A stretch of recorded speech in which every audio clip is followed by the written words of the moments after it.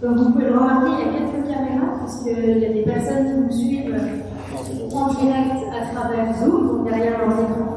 Donc bienvenue à eux et bienvenue également à vous. Je voulais remercier en premier lieu le Père Mathieu Lemaire de nous accueillir à l'église Saint-Cyprien. En ce matin, nous avons la joie d'accueillir 4 invités. Donc, Monseigneur Windsor, qui interviendra en fin de matinée, le Père Thierry Delumeau, qui est curé de la paroisse Saint-Léger en Saint-Maxentais, comme son nom l'indique, situé à Saint-Maxent. Le Père Jérôme de la Bruyère, curé de la paroisse Saint-Jean-Paul II, donc plutôt dans le Beaugard, nord de Sèvres, et le Père Ahmed de Sagazan, curé de la paroisse Saint-Julien à Metz. Voilà, donc merci à tous les 4 d'avoir répondu favorablement à cette invitation. Vous êtes là parce qu'en janvier dernier, vous avez participé à une session de formation provinciale qui s'est passée à Saintes et dont le thème était les fins dernières. Donc, le prédicateur était Don Paul Réau, qui est actuellement le modérateur de la communauté Saint-Martin et qui est spécialisé dans les questions eschatologiques.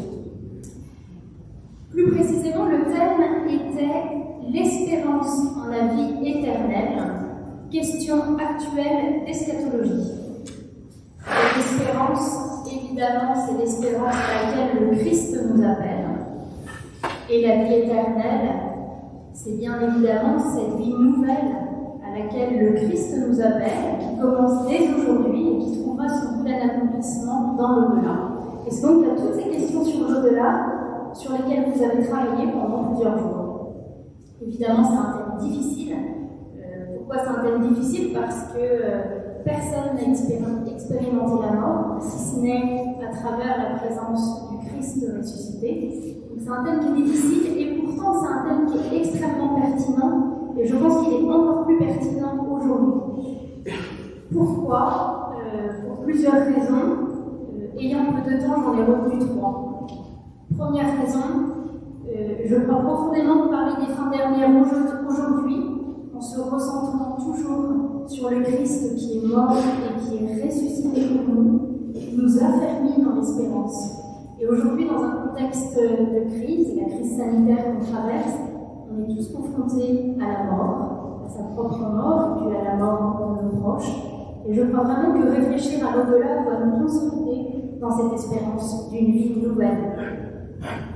Deuxième raison, je crois que penser à la vie éternelle, ça nous donne un élan pour nous aujourd'hui, ici-bas. Et ça ne nous désengage pas, bien au contraire, de notre vie sur Terre, puisque tout ce qui est vécu sur Terre a un poids d'éternité. Troisième raison, qui font que les fins dernières sont un thème extrêmement pertinent. On le sait tous, la culture, la société, les mentalités changent beaucoup, mais la foi demeure. Et je crois qu'on a besoin de réfléchir aujourd'hui au contenu de notre foi, mais aussi à la manière dont on en parle, à la manière dont on exprime sa foi. La foi, elle est véhiculée par des mots, elle est véhiculée par des images, par des concepts, par des symboles. Mais je crois qu'il est important de réfléchir à ce que ces concepts, ces images soient entendus et recevables pour nos contemporains. Donc voilà, je crois que c'est vraiment un thème d'actualité, donc je suis très contente que cette table ronde ait lieu ce matin sur les fins dernières. Et donc je vais laisser la parole en premier lieu à Thierry Delumeau, au Père Thierry Delumeau, pour qu'il nous fasse un retour sur la session qu'il a vécue à Saintes. Et puis, à tour de rôle, vous pourrez nous partager ce que cette session a suscité dans votre réflexion, dans votre foi, et puis aussi en tant que pasteur, en quoi c'est venu peut-être réinterroger vos pratiques pastorales, et notamment par rapport au funérailles. Donc on aura 4 prises de parole d'environ 20-25 minutes, et on terminera par un temps de questions. Merci beaucoup.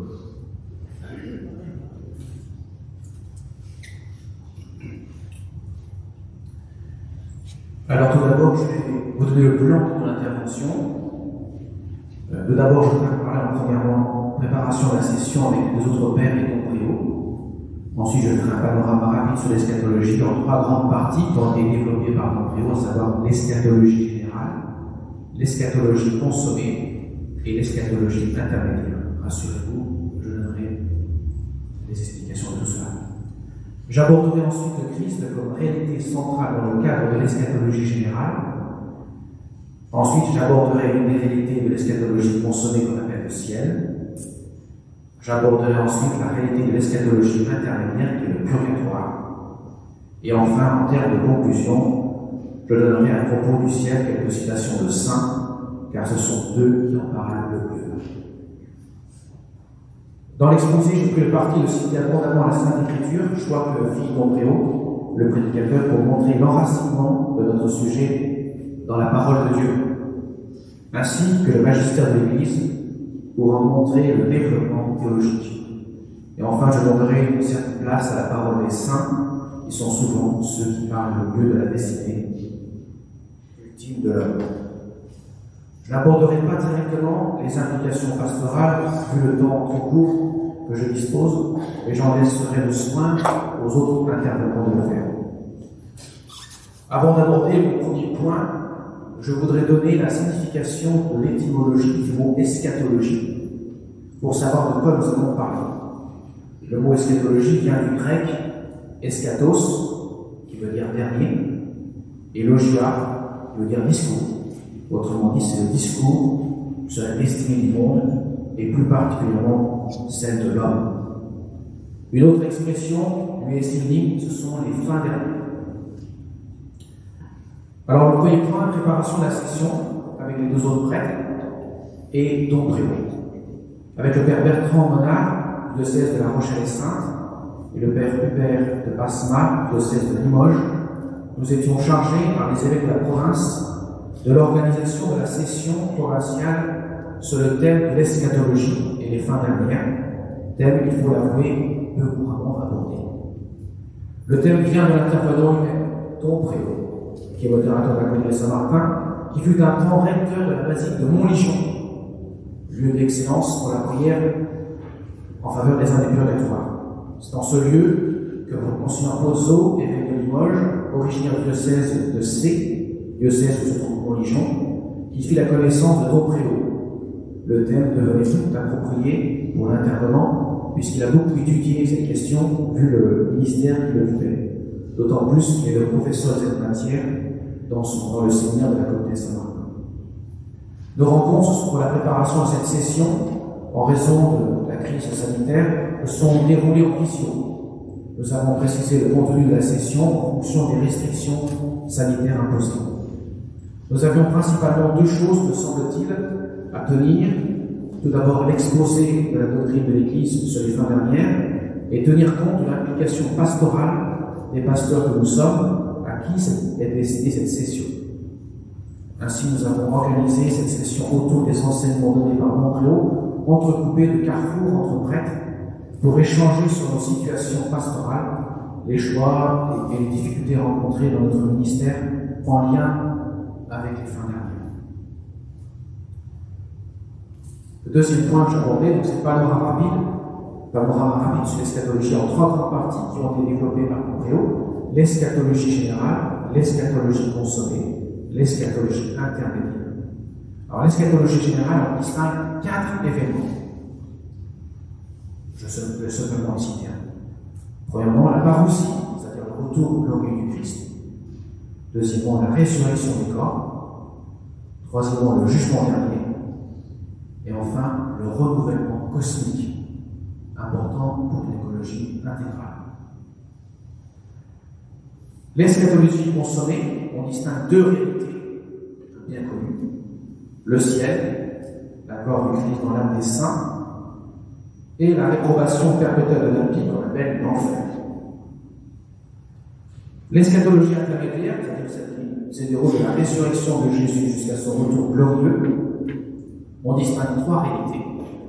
La mort, le jugement particulier, notamment chez les catholiques, le purgatoire, c'est-à-dire la purification après la mort, et donc la survie de l'âme après la mort.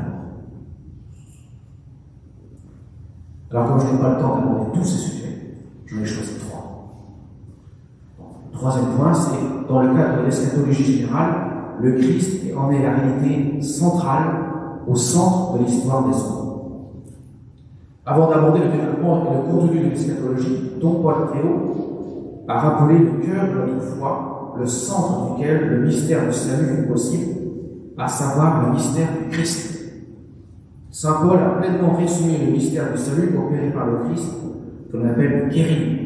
C'est l'affirmation de notre foi. Je vais citer notamment la première épître aux Corinthiens, au chapitre 15. Avant tout, je vous ai transmis ceci, que j'ai moi-même reçu. Le Christ est mort pour nos péchés, conformément aux Écritures. Il fut mis au tombeau. Il est ressuscité le 3e jour, conformément aux Écritures. Il est apparu à Pierre, puis aux 12. Ensuite, il est apparu à plus de 500 frères à la fois. La plupart sont encore vivants et quelques-uns sont endormis dans la mort. Ensuite, il est apparu à Jacques, puis à tous les autres, et en tout dernier lieu, il est même apparu à l'Aventon que je suis. Pour étayer son propos, saint Paul développe le caractère central de la foi en la résurrection, mise à mal par certains. Notamment, il dit dans l'Épître aux Corinthiens, nous proclamons que le Christ est ressuscité d'entre les morts. Alors comment certains d'entre vous peuvent-ils affirmer qu'il n'y a pas de résurrection des morts? Si le Christ n'est pas ressuscité, notre proclamation est sans contenu, votre foi aussi est sans contenu. Ainsi, le lien entre le crucifié et le ressuscité est absolument essentiel pour saint Paul, de même que le lien entre la résurrection du Christ et la résurrection des hommes, car, dit-il, toujours au chapitre 15, au Corinthiens, s'il n'y a pas de résurrection des morts, le Christ non plus n'est pas ressuscité. Et si le Christ n'est pas ressuscité, votre foi est sans valeur. Vous êtes encore sous l'emprise de vos péchés. Et donc, ceux qui se sont endormis dans le Christ sont perdus. Si nous avons mis notre espoir dans le Christ pour cette vie seulement, nous sommes les plus à plaindre de tous les hommes. Mais non, le Christ est ressuscité d'entre les morts, lui, premier ressuscité parmi ceux qui se sont endormis. La résurrection donne une lumière, un sens, non seulement de tout ce que le Christ a dit et fait, comme de toute l'histoire humaine depuis la création, mais aussi éclaire le sens de la fin ultime de l'homme, lui qui est appelé à la résurrection et donc à la vie éternelle. Tout prend donc sens à la lumière de la résurrection. Il y a donc un lien entre la résurrection et la parousie et le retour du Christ dans la gloire. Saint Paul, toujours au Corinthiens, chapitre 15, de même que tous les hommes meurent comme Adam, de même c'est dans le Christ que tous recevront la vie, mais chacun son rang, en premier le Christ, et ensuite, lors du retour du Christ, ceux qui lui appartiennent. Alors tout sera achevé, quand le Christ remettra le pouvoir royal à Dieu son Père, après avoir anéanti parmi les êtres célestes toute principauté, toute souveraineté et toute puissance. Car c'est lui qui doit régner jusqu'au jour où Dieu aura mis sous ses pieds tous ses ennemis. Et le dernier ennemi qui sera anéanti, c'est la mort, car il a tout mis sous ses pieds. Et quand le Christ dira qu'il est soumis désormais, c'est évidemment à l'exclusion de celui qui lui aura soumis toutes choses. Et quand tout sera mis sous le pouvoir du Fils, lui-même se mettra alors sous le pouvoir du Père, qui lui aura tout soumis. Et ainsi Dieu sera tout pour tous. La parousie est donc l'événement conclusif de l'histoire des hommes, profondément dépendant du mystère de la résurrection. Si nous avons reçu cette foi, que nous affirmons, notre rôle est de la transmettre. C'est ce que saint Paul fera notamment dans la première lettre aux Thessaloniciens, en ce qui concerne l'espérance et la foi en la résurrection. Frères, dit-il, nous ne voulons pas vous laisser en ignorance au sujet de ceux qui se sont endormis dans la mort. Il ne faut pas que vous soyez abattus comme les autres, qui n'ont pas d'espérance. Jésus, nous le croyons mort et ressuscité, de même nous le croyons aussi. Ceux qui sont endormis, Dieu par Jésus les emmènera avec lui. Car sous la parole du Seigneur, nous vous déclarons ceci, nous les vivants, nous qui sommes encore là pour la venue du Seigneur, nous ne devancerons pas ceux qui se sont endormis.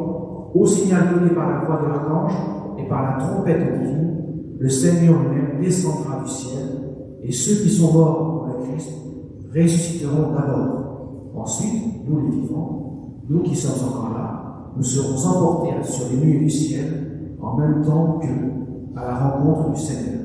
Ainsi, nous serons pour toujours avec le Seigneur. La révélation de la résurrection est liée au témoignage de ceux qui ont fait l'expérience de ressuscité. Elle devient même vitale pour le disciple du Christ. Malheur à moi, dit saint Paul, dans l'Épître aux Corinthiens en chapitre 9, si je n'annonçais pas l'évangile. À présent, voyons une des réalités de l'eschatologie consommée, qui est le ciel. Le ciel est la gloire du Christ dans l'âme des saints. Voici ce qu'en dit Lumen Gentium au chapitre 48 du Concile Vatican II. L'Église à laquelle dans le Christ Jésus nous sommes tous appelés et dans laquelle, par la grâce de Dieu, nous acquérons la sainteté, n'aura que dans la gloire céleste sa consommation, lorsque viendra le temps où sont renouvelées toutes choses, et qu'avec le genre humain, tout l'univers lui-même, intimement uni avec l'homme et atteignant parmi sa destinée, trouvera dans le Christ sa définitive perfection. Le ciel, c'est vivre avec le Christ. Vivre au ciel, c'est d'être avec le Christ, rappelle ainsi le catéchisme de l'Église catholique, en s'appuyant sur l'Évangile. Or, la vie éternelle, c'est qu'ils te connaissent, toi, le seul vrai Dieu, et celui que tu as envoyé Jésus-Christ, dit Jésus, dans l'Évangile de Saint Jean, chapitre 17. Le ciel, c'est l'état de félicité éternelle pour l'âme au terme de son pèlerinage terrestre. L'âme est dans la contemplation joyeuse et radieuse de la Trinité telle qu'elle est. C'est l'aboutissement de la plénitude du processus de divinisation. Elle jouit d'une plénitude d'amour dans un présent éternel, de telle sorte que le présent qui dure avec son cortège en lui n'existe pas au ciel. Un peu de la même manière d'ailleurs que l'expérience que nous faisons tous d'un temps de bonheur qui nous paraît toujours trop court, face au même temps passé, même durée, à supporter de labeurs ou épreuves pénibles desquelles paraissent interminables. Nous pouvons distinguer trois images du ciel. Première image, le festin sublime, beaucoup reprise par Origène. Nous trouverons de nombreuses citations dans la Sainte Écriture qui nous montrent le ciel comme un grand festin, jusqu'à dire que c'est le Christ même qui est notre festin. Quelques-unes parmi tant d'autres, goûtez et voyez comme répond le Seigneur, Psaume 33. Vous mangerez et boirez la table dans mon royaume, Luc 22. Amen, je vous le dis, lui qui par la ceinture autour des reins les fera prendre place à table et passera pour les servir. Luc 12. Moi je suis le pain de la vie, celui qui vient à moi n'aura jamais faim, qui croit en moi n'aura jamais soif. Le pain qui descend du ciel est tel que celui qui en mange n'en mourra pas. Moi je suis le pain vivant qui est descendu du ciel. Si quelqu'un mange ce pain, il vivra éternellement. Le pain que je donnerai, c'est ma chair donnée pour la vie du monde. Jean 6. Même si cela s'applique aussi au mystère de l'Eucharistie. Ainsi seul Dieu peut être notre bonheur, peut combler notre béance, ce que nous peuvent faire bien sûr le bien créé. Deuxième image, la vision béatifique. La vision de Dieu, la lumière qui éclaire notre regard, c'est ce qui nous vient à l'esprit en tout premier lieu pour qualifier le ciel. Tout l'inverse des ténèbres, que l'on donne plus volontiers comme image pour qualifier l'enfer. Saint Jean, dans sa première lettre, nous dit « Tel est le message que nous avons entendu de Jésus-Christ et que nous vous annonçons, Dieu est lumière. En lui, il n'y a pas de ténèbres. Cette lumière est telle qu'elle nous élève jusqu'à la vision de Dieu, d'être semblable à lui, afin de nous voir tel qu'il est. » Toujours dans la lettre de Saint Jean, chapitre 3. Bien-aimés, et maintenant, nous sommes enfants de Dieu, et ce que nous serons n'a pas encore été manifesté. Nous le savons. Quand cela sera manifesté, nous nous serons semblables, car nous le verrons tel qu'il est. Or, pour atteindre cette vision, cela se prépare par une vie d'amour, de charité. Celui qui déclare, toujours dans la première lettre de Saint Jean, chapitre 2, demeurer en lui, doit lui aussi marcher comme Jésus lui-même a marché. Car en celui qui garde sa parole, l'amour de Dieu atteint vraiment la perfection. Voilà comment nous savons que nous sommes en lui. L'amour est donc au cœur même de la vision de Dieu, de telle sorte qu'il n'y a pas de vision de Dieu sans amour de Dieu, tout comme il n'y a pas de connaissance de Dieu sans amour de Dieu. C'est lui qui aime et est de Dieu et connaît Dieu, dit Saint Jean. Celui qui n'aime pas n'a pas connu Dieu, car Dieu est amour. Comme le dit saint Grégoire de Nice, il ne s'agit pas de connaître quelque chose de Dieu, mais d'avoir Dieu en soi. Celui qui lève les yeux vers Dieu ne cesse de le désirer.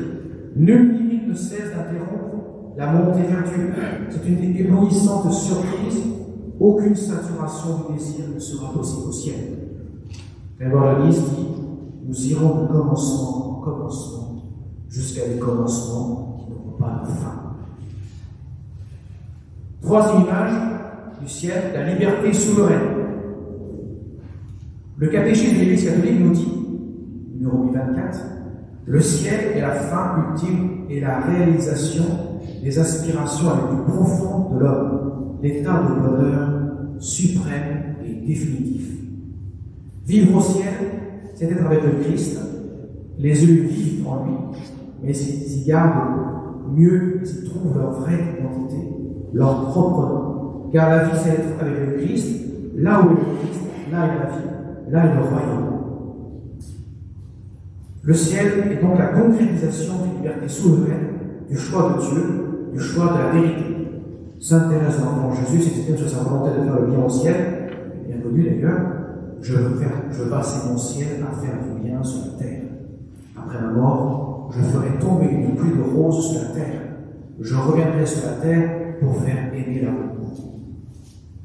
Nos plus grands choix sur terre sont mélangés de tristesse. Au ciel, nous n'aurons aucunement besoin de guérison. Nous jouirons de cette grande liberté qui consiste à aller jusqu'au don de nous-mêmes. Au ciel, nous sommes en quelque sorte des adverbes au verbe, tellement habités par le Christ que nous sommes habités par une liberté totale. Au ciel, ce sera la consommation de l'amitié offerte gratuitement par le Christ avec Dieu et les autres. Enfin, je voudrais terminer par Jean-Paul II, qui définit, lors de l'audience générale du 21 juillet 1999, le ciel comme plénitude de l'intimité avec Dieu. Je cite, « Dans le cadre de la révélation, nous savons que le ciel ou la béatitude dans laquelle nous nous trouverons n'est pas une abstraction ni un lieu physique parmi les nuages, mais une relation vivante et personnelle avec la Sainte Trinité. C'est la rencontre avec le Père qui se réalise dans le Christ ressuscité grâce à la communion de l'Esprit Saint. Il faut toujours conserver une certaine sobriété dans la description de ces réalités ultimes, car leur représentation reste toujours inadaptée. Aujourd'hui, le langage personnaliste, la relation entre Dieu et l'homme, réussit à décrire de façon moins impropre la situation de bonheur et de paix dans laquelle nous établira la communion définitive avec Dieu. Lorsque la figure de ce monde sera passée, ceux qui ont accueilli Dieu dans leur vie et se sont sincèrement ouverts à son amour, au moins au moment de la mort, pourront jouir de la pleine communion avec Dieu, qui constitue le but de l'existence humaine. Comme l'enseigne le catéchisme de l'Église catholique, cette vie parfaite avec la très sainte Trinité, cette communion de vie et d'amour avec elle, avec la Vierge Marie, les anges et tous les bienheureux, est appelé le ciel. Le ciel est la fin ultime et la réalisation des aspirations les plus profondes de l'homme, état de bonheur suprême et définitif. Cinquième point, l'une des réalités de l'eschatologie intermédiaire, le purgatoire. Voyons rapidement un historique du développement de la doctrine du purgatoire. Dès le IIIe siècle, la doctrine d'un feu purificateur est donnée par les pères de l'Église, Saint Grégoire de Nice, Saint Jean Chrysostome, Saint Augustin de la Cité de Dieu, Saint Cyprien, patron de cette Église, Saint Cyril de Jérusalem. Saint Augustin est le premier, semble-t-il, qui a amené un feu purificateur après la mort. Ce feu purificateur est le fruit de la miséricorde de Dieu. La première synthèse doctrinale du purgatoire vient de Saint Grégoire le Grand. Le purgatoire achève la pénitence. L'enseignement catholique du purgatoire est donné par 4 conciles œcuméniques principalement, qui fournissent l'essentiel de la doctrine catholique. Premier concile, le second concile de Lyon en 1274, qui parle de plaine purgative ou purifiante après la mort, des justes et non encore purifiés, qui achève les fruits de la pénitence pour les péchés déjà pardonnés. Le concile ne parle pas de durée ni de lieu. Il parle également des suffrages des vivants qui aident cette purification. Second concile, le concile de Florence, en 1439. Une fois purifiés, les âmes vont voir immédiatement Dieu. Le concile parle d'une eschatologie en deux phases. D'abord, le jugement particulier, dans lequel prend place le purgatoire, et deuxièmement, le jugement général, qui aura lieu à la fin du monde. Troisième concile, le concile de Trente en 1563. La session 25 de ce concile, sur le purgatoire, c'est exactement la même chose que le second concile de Lyon. C'est la première fois qu'est utilisé le mot purgatoire. Le concile de Trente n'apporte aucun texte précis, il reprend la même source, l'écriture et la tradition. Une stricte pratique pastorale débarrasse de ses abus, tenant compte des dérives et des remarques de Luther, qui évoque ainsi une grande sobriété et un souci pastoral de ce concile. Enfin, le quatrième concile, c'est le concile de Vatican II, de 1963 à 1965, notamment dans Lumen Gentium 50-51. Reconnaissant d'abord cette communion qui existe à l'intérieur du corps mystique de Jésus-Christ, l'Église, en ses membres qui cheminent sur la terre dès les premiers temps du christianisme, a entouré de beaucoup de piété la mémoire des défunts, en offrant aussi pour eux ses suffrages, car la pensée de prier pour les morts, afin qu'ils soient délivrés de leurs péchés, est une pensée sainte et pieuse. Cette foi vénérable de mon Père, dans la communion de vie qui existe avec nos frères, les gens en possession de la gloire céleste, ou en voie de la purification après la mort, le Saint Concile les recueille avec piété. Il propose à nouveau les décrets des Saints Conciles, le deuxième de Nicée, celui de Florence, celui de Trente. Enfin, j'ajouterai un passage du catéchisme de l'Église catholique qui résume le mystère de la doctrine du purgatoire. Ceux qui meurent dans la grâce et l'amitié de Dieu, mais imparfaitement purifiés, bien qu'assurés de leur salut éternel, souffrent après leur mort, une purification afin d'obtenir la sainteté nécessaire pour entrer dans la joie du ciel. Numéro 1030. La doctrine catholique soulèvera un problème écuménique. En effet, la doctrine catholique n'est pas reçue comme telle par nos frères orthodoxes et rejetée par nos frères protestants. Les orthodoxes amènent un feu purificateur, une guérison progressive pour l'âme après la mort, un état intermédiaire, et rejettent la doctrine du purgatoire pour deux raisons. Premièrement, pour eux, elle n'est que seulement au moment du jugement dernier, autrement dit à la fin du monde.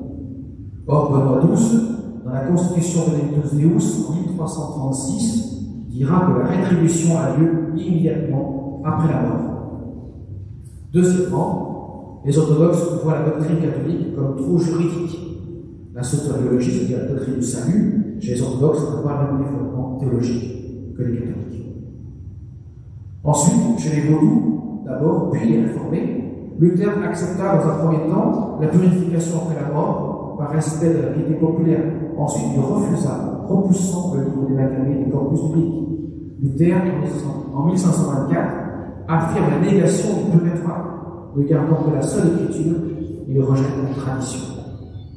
Il voit une application extérieure du salut sur l'homme, contrairement à la doctrine du purgatoire, qui est une collaboration de l'homme avec Dieu pour un long processus intérieur intrinsèque. Ainsi, la réforme rejette le purgatoire pour trois raisons. Premièrement, le manque de fondement scriptural. Deuxièmement, la suffisance de la satisfaction du Christ par le Christ et le rejet de toute collaboration entre Dieu et l'homme. Et troisièmement, le respect des pratiques indulgences messes qui semblent trop liées pour les réformés à la simonie. Nous pouvons ajouter une vision du purgatoire selon le grand pasteur des âmes, qui était le Saint Curie-Ars, patron de tous les cultes de l'univers. Je dirais que c'est la doctrine du purgatoire pour les saints, ou la doctrine du purgatoire pour les nuls, choisir. Le purgatoire, c'est disait donc le Curie-Ars, est une espèce d'infirmerie où l'on est placé en quarantaine, c'est quelques semblances avec ce que nous pouvons vivre, parce qu'on a été contaminé par la peste dans le pays d'où l'on vient. C'est pourquoi les âmes qui s'y trouvent ne se révoltent pas d'être obligées de subir cette épreuve de purification. Elles sentent bien qu'elles en ont besoin. Le Curie-Ars rappelait souvent notre devoir de prier pour nos parents défunts. Si le bon Dieu le permettait de se montrer, nous les verrions se jeter à nos pieds. Ah, mes enfants, diraient ces pauvres âmes, ayez pitié de nous. Ils viendraient réclamer une prière, une messe. Mais il disait par ailleurs, si l'on savait combien nous pouvons obtenir de grâce par le moyen des âmes du purgatoire, elles ne seraient pas tant soutenues. Maintenant, passons à Benoît XVI, sur la doctrine du purgatoire, qui, selon mon préau, avec l'encyclique Spes Salvi, la deuxième encyclique du pape Benoît XVI, qui constitue un traité du purgatoire inégalé jusqu'à présent. C'est une merveille de précision. C'est la première fois d'ailleurs que le magistère papal parle de guérison pour le purgatoire, au numéro 45 de l'encyclique Spes Salvi. Plus encore, le pape va jusqu'à dire que c'est bien la présence même du Seigneur qui purifie et non l'attente de cette présence dans un lieu séparé du ciel. Voilà ce qu'en dit le pape Benoît XVI, au numéro 47, pourrait-on dire, constitue le sommet de la doctrine du purgatoire. Certains théologiens récents sont de l'avis que le feu qui brûle, en même temps, sauve est le Christ lui-même. Le juge est sauvé. La rencontre avec lui est l'acte décisif du jugement. Devant son regard s'évanouit toute fausseté. C'est la rencontre avec lui qui, brûlant, nous transforme et nous libère pour nous faire devenir vraiment nous-mêmes. Les choses édifiées durant la vie peuvent alors se révéler paille sèche, vantardise vie et s'écrouler. Mais dans la souffrance et cette rencontre, où l'impur et le malsain de notre être nous apparaissent évidents, se trouve le salut. Le regard du Christ, le battement de son cœur nous guérissent grâce à une transformation certainement douloureuse comme par le feu. Cependant, c'est une heureuse souffrance dans laquelle le saint pouvoir de son amour nous pénètre comme une flamme, nous permettre à la fin d'être totalement nous-mêmes et avec cela totalement de Dieu. Ainsi se rend évidente aussi la compénétration de la justice et de la grâce. Notre façon de vivre n'est pas insignifiante et notre salut ne nous tâche pas éternellement, si du moins nous savons, nous sommes demeurés tendus vers le Christ, vers la vérité et vers l'amour. Évidemment, on n'est pas à la même hauteur que le cœur de l'instant. Enfin, je parle de l'explication est beaucoup plus difficile à comprendre, à saisir avec le process et avec le grâce. En conclusion, je dirais que le ciel, ce sont les saints qui parlent. Alors, je vais vous citer quelques saints. Saint Augustin, là nous n'aurons d'autre désir que d'y rester éternellement. Saint Grégoire le Grand, il retrouve non seulement les saints qui sont connus sur terre, mais aussi ceux qui n'ont jamais vu, et leur parle comme s'ils se connaissaient et ont tous une vision pénétrante de ce qu'ils ne connaissent pas. Saint Anselme, au paradis, personne n'aura d'autre désir que la volonté de Dieu. Les désirs de l'un seront les désirs de l'autre, et les désirs de tous seront ceux de Dieu. Sainte Élisabeth de la Trinité, il me semble que j'ai trouvé mon ciel sur terre, puisque le ciel, c'est Dieu, et Dieu, c'est mon âme. Le jour où j'ai compris cela, tout s'est illuminé en moi, et je voudrais dire ce secret tout bas à ceux que j'aime.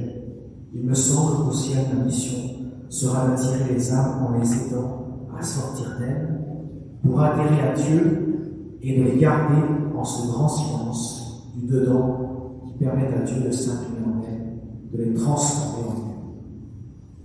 Saint Thomas d'Aquin, après le baptême, pour que l'homme entre au ciel, la prière continuelle est nécessaire. Sainte Thérèse de Lisieux, Dieu ne descend pas tous les jours du paradis pour se retrouver dans la cigare dorée. Il vient y chercher un autre paradis, celui des âmes, créé à son image, temple vivant de l'adorable Trinité. Saint Thomas mort, il n'est aucun chagrin sur terre que le paradis ne puisse guérir. Saint Jean-Marie Vénet, chers paroissiens, essayons d'aller au paradis. Nous y verrons Dieu et y serons si heureux. Si vous êtes tous convaincus, nous y irons en procession avec le prêtre de la paroisse. Nous devons aller au paradis. Sainte Faustine, j'étais aujourd'hui au paradis, en esprit, et y ai vu la beauté et la joie inconcevable qui nous attend après la mort. J'ai vu cette joie en Dieu qui s'étend à toutes ses créatures, et tout ce qui en découle revient à sa source. Sainte Bernadette Soubirous, ma couronne brillera d'innocence au paradis, et ses fleurs seront aussi éclatantes que le soleil. Les sacrifices sont les fleurs choisies par Jésus et Marie. Saint Philippe Néri, si nous arrivons au paradis, Quel plaisir ce serait de toujours dire avec les anges et les saints, Saint, Saint, Saint. Et enfin, Saint Jean de la Croix. Ce qui se passe de l'autre côté, quand tout pour moi aura basculé dans l'éternité, je ne le sais pas. Saint Jean de la Croix. Je ne le sais pas. Je crois seulement qu'un grand amour m'attend. Mon Rédempteur va m'ouvrir la porte de la joie de sa lumière. Amen. Merci beaucoup, Père, pour votre intervention. Je passe tout de suite la parole au Père Jérôme de la Roquette. Voilà, et une cinquantaine de prêtres a participé à cette session. Pour ce commentaire va compléter celui de Thierry de manière assez différente. Moi, ce qui m'a le plus surpris, c'est le fait que cette explication de Père Préau, très basée sur le catéchisme et très intellectuelle, puisse répondre aux émotions de nos contemporains. On a entendu avec Thierry, il y a toute une tradition de l'Église, des textes qui ont été développés par les conciles, donc il y a de nombreuses citations bibliques, et je ne peux pas nier qu'aujourd'hui nos contemporains sont hermétiques à ce type d'annonce et ce type de présentation de la foi. Et le Père Préau avait commencé, ça m'avait beaucoup étonné, avec ses préliminaires, par justement cette charge émotionnelle qui empêche souvent les gens d'écouter ou les prédications ou le trésor biblique. Il avait dit que comme la sexualité, le rapport à nos morts établit comme une tétanisation de notre intelligence et puis de notre démarche de foi. Voilà. Il avait montré combien je concentrais avec l'intellect, l'affection peut mûrir et peut donner lieu à une foi qui puisse être, j'allais dire, de chair, une foi de conviction, une foi de sentiment, une foi d'intelligence. Ce que je vais essayer de développer un peu, pour donner, non pas un contre-exemple, mais j'ai ramené tous ces éléments-là. Je disais dernièrement des parties d'un texte écrit par Delphine Horviller, c'est une femme rabbin qui intervient assez souvent. Et qui surpris, elle parle avec beaucoup de délicatesse dans Vivre avec nos morts. Vous allez voir, son approche, moi, m'a semblé importante, mais je pense qu'on peut y rajouter comme chrétien quelque chose. Voilà, je vous lis la conclusion de l'article que j'ai tiré d'un hebdomadaire. Elle a composé, avec Vivre avec nos morts, un récit humain ouvert au rire, aux failles, aux larmes. La dame continue, quand elle est en vacances, elle est submergée par des crises d'angoisse. Elle a peur de mourir avant d'eux, il y a marqué 3 petits points. Voilà, les 3 points de suspension restent en elle, elle ne les remplit pas. Elles sont son histoire d'amour et de ténèbres. Nous, croyants, je suis surpris qu'on partage une foi commune avec nos frères juifs, on n'apporte rien sur la vie éternelle, rien sur l'action positive de Dieu, et rien pour dépasser ce chagrin.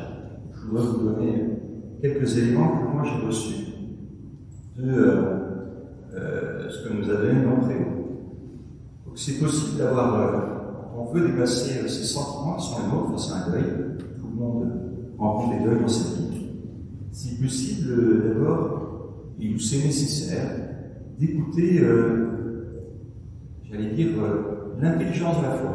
Et donc on disait fides coerentia intellectum. Donc la foi a besoin de cette intelligence, cherche l'intelligence. Je pense qu'il y a un appui sur le catéchisme de l'Église catholique. Et j'ai beaucoup apprécié que le prédicateur puisse justement développer toute cette connaissance de la vie éternelle, à la fois qui est terminée par Jean 23, c'est parce qu'il y a de l'autre côté après la mort, et une tradition d'Église, des textes bibliques, des apparitions du Christ. Et pour nous chrétiens, il faut avoir la simplicité de dire que notre patrimoine intellectuel, qui est différent de l'intelligence des jeunes d'aujourd'hui, peut apporter des réponses. J'ai cité Netzinger, voilà, les développements après les époques. J'ai retenu en tout cas de Don Préau qu'il ne faut pas avoir peur de développer donc, la théologie catholique. On a cité donc, les réalités dernières, les réalités intermédiaires, les réalités consommées. Moi, ça m'a semblé un peu lointain. Je me suis dit le séminaire était 20 années avant moi, j'ai rarement prêché avec ces trois catégories-là, volontairement. Voilà. Mais quand on développe, on se rend compte que derrière, il y a toute une tradition de foi qui permet de construire des mots et qui permet d'exprimer, de canaliser ce qu'on ressent soi-même. Voilà, le deuxième élément que j'ai retenu au-delà de l'intelligence, donc ces passages du Concile Vatican II ou du catéchisme, vraiment ce témoignage des saints. Il y a de nombreuses phrases, de nombreux témoignages. Dans ce qu'a donné Dombréo, il y a Sainte Thérèse de Lisieux, et c'est vrai qu'elle a développé cette petite voix avec donc je passerai mon temps sur le ciel à faire du bien sur la terre, et la pluie de rose. C'est passé dans le langage populaire, et je pense que c'est un bon témoignage.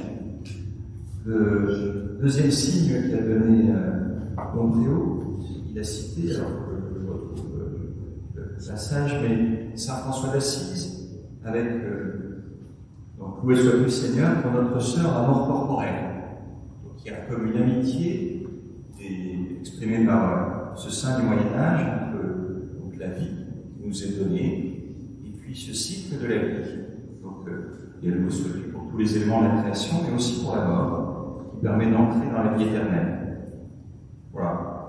J'ai bien apprécié cette connaissance des saints qui donne justement à ce témoignage, cette eschatologie, quelque chose de personnel et qui se rapproche de la compréhension d'aujourd'hui. Je reprends le témoignage de Sainte Thérèse de Lisieux. Donc les gens ont peur d'avoir un ciel inactif. Souvent, le ciel est représenté comme étant comme un aquarium, presque nous serions conservés juste dans l'adoration dans le Saint-Sacrement, cité par le prédicateur. Quand Thérèse de Lisieux, au contraire, ceux qui sont ressuscités ont une présence bienveillante sur ceux qui sont sur la terre. Vous citez le fait que vous pouvez prier pour ceux qui sont au paradis et ceux qui sont au purgatoire intercèdent pour ceux qui sont sur la terre. Voilà. C'est-à-dire prenant une avance ou un acompte sur la vie éternelle qu'il aurait donnée. Et si je reprends donc Saint François d'Assise avec loué soit Dieu pour notre sort à mort corporelle, donc il y a une volonté de Dieu qui nous a fait mortels, et que notre vie éternelle commence sur la terre, et puis après passe par-delà la mort jusqu'à la vie éternelle. Voilà, je pense à ce deuxième point, voilà, qui donne à la vie éternelle donc une touche de témoignage personnel. Je voudrais après donner trois éléments qui m'ont fait rentrer plus dans cette compréhension de la vie éternelle. Tout d'abord, il y a une perception personnelle. Donc, le prédicateur faisait référence à notre vie de famille, la compréhension de notre foi en Dieu passe par des convictions. Il y a une part de découverte, il y a une part d'émotion, il y a une part de maturation, et sûrement que peut-être plus encore pour l'eschatologie, pour la morale, les choses sont moins liées à une théologie naturelle. Il faut qu'il y ait une croissance intérieure et il y a une attente du cœur de pouvoir à la fois percevoir ce qu'on appelle un mystère, quelque chose qui nous dépasse. On peut citer des éléments théologiques, ça reste toujours un premier regard sur un mystère de Dieu qui est plus grand que nous et que nous ne voyons pas. C'est ce que dit Saint Jean. Et puis après, il y a une part d'adhésion. Le mystère, justement, c'est la différence avec des choses qui nous sont inconnues, et quelque chose dans lequel on peut avancer, et pour lequel, quand je dis adhésion, c'est ce qu'on passe l'opinion, une écoute un peu lointaine, quelque chose qui rentre dans le cœur, qui prend racine, et qui peut même nous permettre d'affirmer les choses et puis les transmettre. Je pense à Saint Paul, qui était très ferme dessus, disant si la résurrection n'est pas là, notre foi sera vaine. Voilà, je pense à cette perception personnelle, et je reprends un discours qu'on a eu, c'est ressorti aussi dans ce qu'a dit Thierry, avec l'exposé que nous avions, il y avait quelque chose qui était très centré sur la foi, sur l'expression des dogmes, et j'avoue que ça change de ce qu'on a souvent. Pour ça, je vous ai pris les films en Miller. Aujourd'hui, on a tendance à comparer les religions, de voir ce qui est bien dans l'une, ce qu'on trouve dans l'autre, ce qu'on aimerait avoir dans la troisième. Là, peut-être que nous, en Église, c'est l'occasion de ne pas toujours essayer de savoir ce que pensent les musulmans, ce que le bouddhisme dit sur le nirvana, mais tout simplement avoir une compréhension de la foi avec son homogénéité, avec sa diversité aussi dans les traditions de l'Église, et avec la simplicité de nous reconnaître chrétiens, avec un patrimoine qui est le nôtre et qui n'existe pas chez les autres. Voilà. Donc voilà, perception personnelle et puis vision de la famille Église. Deuxième chose, c'est la révélation. Est-ce que nous sommes conscients que notre compréhension de la vie éternelle ne peut être une compréhension que si nous avons des éléments bibliques? On reste donc face à un obstacle, qui est que seul le Christ est revenu donc, du royaume des morts, et donc c'est seulement le texte biblique qui peut nous aider à comprendre ce qu'est la vie après la mort.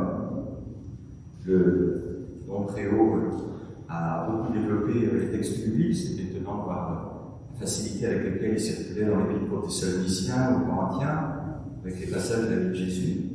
Je pense à cette révélation qu'il a pour notre. Voilà, je me suis dit qu'on trouvait des réponses, et par expérience, j'ai surpris moi voir qu'à notre époque, sur la vingtaine d'années dans lesquelles j'ai pu accueillir des familles pour les deuils, on avait il y a 20 ans souvent un grain de blé semé en terre qui meurt et qui porte des fruits. Qu'il est presque abandonné aujourd'hui.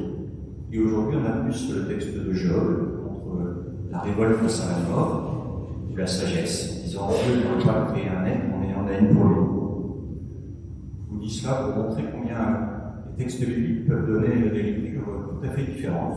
Et on avait montré haut que c'est bien de connaître le patrimoine biblique, peut-être éviter de se limiter à telle ou telle perception qui serait plus celle des nôtres aujourd'hui. Je note quand même que Préau nous a mis tout cet exposé sur la vie éternelle. Il est peu question des homélies et de la transmission de la foi. Je pense quand même que s'il y a une part de révélation, la révélation passe par les communautés. Donc nous, dans les petits groupes d'échange, on avait souligné combien les équipes deuil, le temps de préparation des cérémonies funérailles, peut être un lieu d'attestation de la foi, de transmission, de dialogue. C'est bien que nous aussi on puisse l'intérioriser en se disant que si on l'a dit pour les autres, c'est vrai aussi pour nous-mêmes. Voilà, pour cette place de la révélation, moi j'ai redécouvert, ça peut paraître tout simple, la place du Christ. Habitué à voir le Christ central lors des sacrements, c'est bien de savoir que, de rappeler tout simplement quand on parle de la vie éternelle, quand on parle de résurrection, c'est la personne de Jésus, le premier-né entre les morts, qui nous permet de mieux comprendre cette action du Père, permet de mieux voir comment l'incarnation fait de nous des êtres qui un jour entreront dans la vie éternelle. Voilà, c'est le grand dessin. Voilà, perception, voilà, révélation. Et puis je pensais à deux autres éléments, il y a l'espérance et la curiosité. L'espérance, montrer que la vie éternelle est source de bonheur. Je rappelle que dans pratiquement tous les films, beaucoup de films qu'on aperçoit aujourd'hui, on aperçoit des gens qui sont morts de mort violente, et on voit la détresse des familles. Pour nous chrétiens, c'est important de montrer combien chacun participe. Ce que le prédicateur a appelé le renouvellement cosmique. Il y a un grand dessein de Dieu sur le monde, et notre espérance, c'est de voir que nous sommes avec une création qui aspire et qui gémit les douleurs de l'enfantement, et nous aussi, en ressuscitant, nous apporterons à ce monde ce qui lui revient.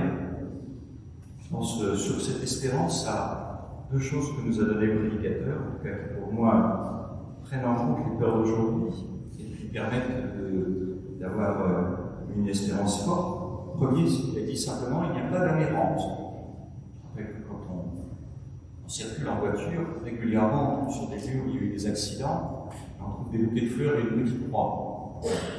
La culture populaire voudrait que l'âme des morts reste quelque temps. autour du lieu où les gens sont décédés avant d'aller au ciel. Regardez le film, le dessin animé Coco, le dessin animé qui exprime les traditions mexicaines. Donc il y a une fête des morts au Mexique. Tant que quelqu'un a, une personne de sa famille qui pense à lui, il n'est pas perdu au royaume des morts. Il y a encore pour lui la possibilité d'être lié à la vie sur la terre. Voilà. Pour nous chrétiens, quand on meurt, on quitte cette terre, c'est Dieu qui nous accueille, et aucune âme n'est abandonnée. J'en suis. Tous jugés, tous ressuscitent pour être accueillis dans le royaume de Dieu, puis avec cette hypothèse de la damnation. Voilà, je pense à un cas précis d'espérance. Donc, on a cité, on va peut-être assez aux religions d'aujourd'hui, mais c'est des questions que les gens se posent. Est-ce qu'on a eu la résurrection des transsexuels? J'ai bien aimé la réponse, disant Dieu garde ses plaies après sa résurrection, mais tout le monde ressuscite, et tout le monde a un visage que l'on reconnaît. Voilà. Et puis je terminerai en pensant à cette notion de curiosité et de savoir. Voilà. C'est important d'avoir une curiosité sur tout ce qui a trait de notre vie. Souvent, le discours d'église traite plus la question de la justice sociale, la question de la prière, ou la question de l'architecture d'église et de l'esthétique. Voilà. Puissions-nous aussi montrer à nos contemporains qu'il y a une bonne curiosité de savoir ce qu'il y a après la mort. Quand on demande aux gens, ils sont néanmoins nombreux ceux qui sont peu pratiquants extérieurement, qui expriment leurs interrogations sur ce qui se passe après la vie. Et je pense à cette curiosité. Elle peut être bonne s'il y a des angoisses, je pense à la peur de mourir, là, la rabbin que j'ai cité. Il y a pour nous, chrétiens, une bonne manière de pouvoir poser des questions, mettre en confiance et donner un imaginaire chrétien qui soit positif. Voilà, je donnerai en tout cas l'exemple tout simple. J'avais lu une fois une revue théologique qui s'appelle Les Études, donc un article sur les zombies, disant quelle image de la vie après la mort porte notre culture contemporaine et comment se fait-il que des peurs ainsi de morts vivants puissent être aussi populaires. Voilà, et le savoir peut se développer, et nous, comme chrétiens, en nous basant sur les textes bibliques, sur les paraboles de Jésus, je pense à celle de Lazare, par exemple, avec le riche qui peut prévenir sa famille, et sur nous, comme pasteurs, mais comme chrétiens dans les familles, aussi donner une culture de la vie éternelle. Voilà. Je vais en parler de la vie éternelle, je vais citer un passage. Vous allez voir, je pense que plus ça m'amusait. Donc, il y a un passage de La Fontaine, la mort du bûcheron. On avait parlé de la mort, et en tout cas, l'éducateur m'a redonné vous trouvez comme cela des exemples de mort comme il est. Voilà, un pauvre bûcheron couvert de ramée, sous le fait du fagot, aussi bien que des sangs, gémissant et courbé, marchait à pas pesant, et tâchait de gagner sa chauline enfumée. Enfin, n'en pouvant plus d'efforts et de couleurs, il débat son fagot et songe à son malheur. Quel plaisir a-t-il eu depuis qu'il est au monde? En est-il un plus pauvre dans la machine de monde? Point de pain quelquefois, et jamais de repos. Sa femme, ses enfants, les soldats, les impôts, le créancier et la corvée lui font un malheureux vainqueur achevé. Il appelle la mort, elle vient sans tarder et lui demande ce qu'il faut faire. C'est, dit-il, afin de m'aider à recharger ce bois, tu ne tarderas guère. Voilà, le trépas vient tout guérir, mais ne bougeons point d'où nous sommes. Plutôt souffrir que mourir, c'est la devise des hommes. Alors, voilà, compléter, j'aime bien le retournement qui fait que face à la mort, tout à coup, le bûcheron finalement peut continuer. Voilà, je pensais à deux questions pour nous aujourd'hui qu'on peut se poser. Voilà, la première c'est quel est le dernier enterrement auquel j'ai été, quelles sont les émotions que j'ai ressenties, voilà, quelle est cette part d'étonnement, de mystère qui est le mien. Puis j'ai parlé d'intelligence, notamment avec le prédicateur qui est à Montlégion, qui enseignait pendant 20 ans, fin dernière. Et puis moi, qui m'a transmis des convictions sur l'eschatologie, puisque moi j'ai osé à des enfants, des petits-enfants, parler de la vie éternelle de manière brute et franche, sans avoir peur de citer des rumeurs ou de savoir si lors de l'enterrement, le prêtre ou les laïcs vont bien prêcher ou pas. Voilà, c'est important qu'on puisse avoir cette transmission de la foi pour quelque chose qui est essentiel. Je vais transmettre à mon voisin. Téléphone.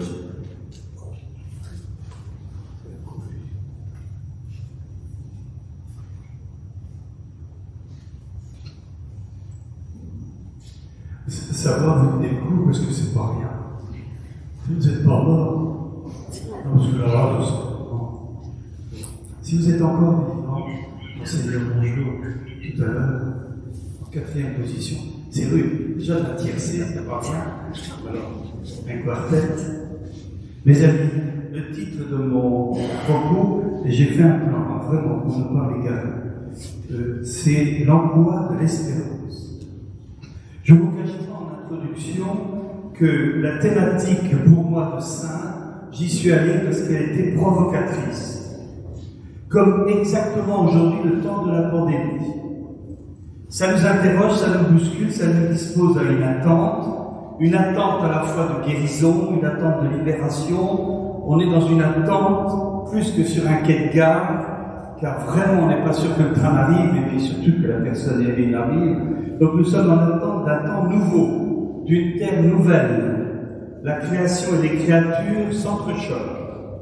C'est cette première thématique provocatrice qui m'a attiré. Je vous le cache pas.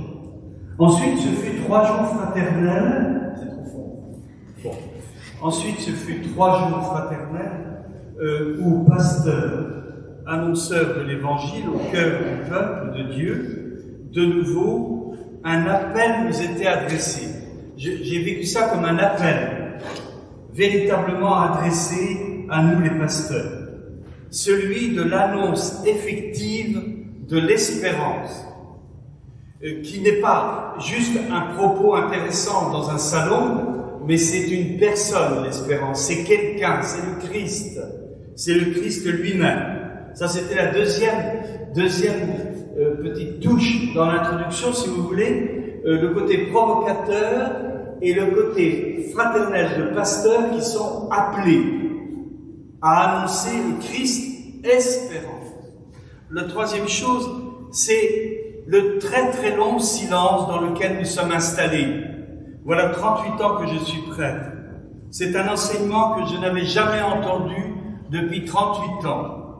Il y a eu un jour le père d'Agens qui s'était livré dans le credo, avec le père, bien sûr que le père aussi l'a abordé dans le credo, la phrase, je crois, la vie éternelle ou la résurrection des morts, la résurrection de la chair.